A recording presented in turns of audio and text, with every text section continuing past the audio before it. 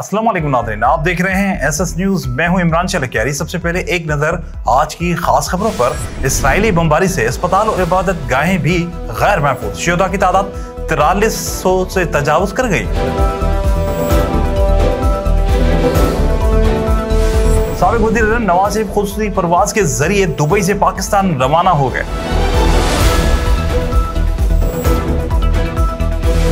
निगरान वज़ीर आज़म के दौरा चीन में चीनी सदर समेत दीगर हुकाम से मुलाकातें, मुश्तरका एलामिया जारी।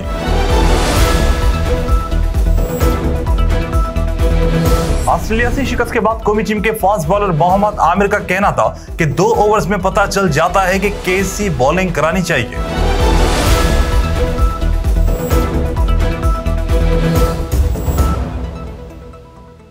इसराइल ने शहरी आबादियों, अस्पतालों और इबादत गाहों को भी ना बख्शा। गजा के कदीम तरीन गिरजाघर पर भी बमबारी कर दी। हमले के नतीजे में चर्च में पनाह लेने वाले 10 फलस्तीनी शहीद हो गए।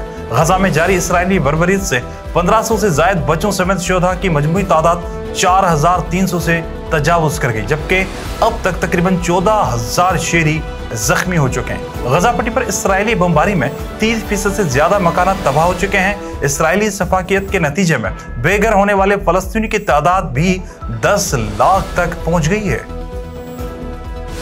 मुस्लिम लीग नून के कायद और साबिक वज़ीर आज़म नवाज शरीफ 4 साल बाद आज वतन वापसी के लिए दुबई एयरपोर्ट से पाकिस्तान के लिए रवाना हो गए। नवाज शरीफ को वतन वापस लाने के लिए तैयारा उम्मीद पाकिस्तान 1 घंटा 22 मिनट ताखिर से 10:42 पर दुबई एयरपोर्ट से रवाना हुआ। नवाज शरीफ के दुबई एयरपोर्ट से इस्लामाबाद प्रवास का दौरान 3 घंटे 5 मिनट है, जिसके तहत साबिक वज़ीर आज़म का जहाज तकरीबन दोपहर 1:30 बजे इस्लामाबाद में लैंड करेगा।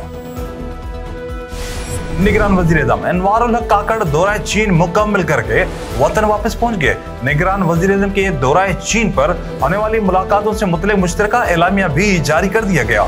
एलामिया के मुताबिक निगरान वज़ीर आज़म ने बैनुल अक़वामी ताउन के 3रे बेल्ट एंड रोड फोरम में शिरकत के लिए चीन का दौरा किया, जहाँ चीनी सदर शी जिनपिंग, वज़ीर आज़म ली क़ियांग समेत दीगर हुकाम से मुलाकातें भी की।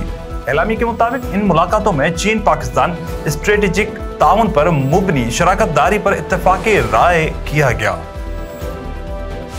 ऑस्ट्रेलिया से शिकस्त के बाद कौमी टीम के साबिक फास्ट बॉलर मोहम्मद आमिर का कहना था कि 2 ओवर्स में पता चल जाता है कि कैसी बॉलिंग करानी चाहिए। आईसीसी वनडे वर्ल्ड कप में ऑस्ट्रेलिया से 62 रन की शिकस्त के बाद मोहम्मद आमिर, अम्माद वसीम और अब्दुल रज़ाक ने टीम को तनकीद का निशाना बनाया, जिनका कहना था कि शुरू से एक बात कर रहे हैं कि आउट ऑफ द बॉक्स खेलना चाहिए। मौजूदा टीम के खिलाड़ियों को ज्यादा तजुर्बा T20 का है।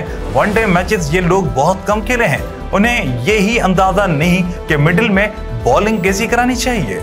जो गेंदें मिडिल ओवर्स में फेंकनी चाहिए थी वो आखिर में कराई गई।